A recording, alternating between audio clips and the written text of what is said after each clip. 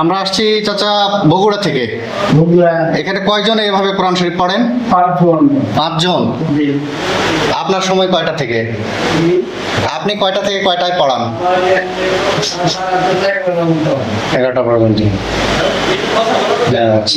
এভাবে প্রতিদিন দিন রাত 24 ঘন্টা পড়া হয়।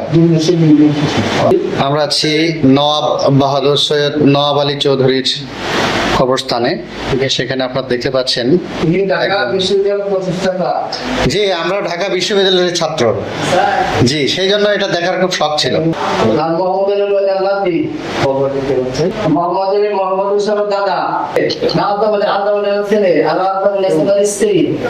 আপনার নাম কি? আপনার নাম? কত বছর থেকে এখানে কত বছর দায়িত্ব পালন করতেছেন?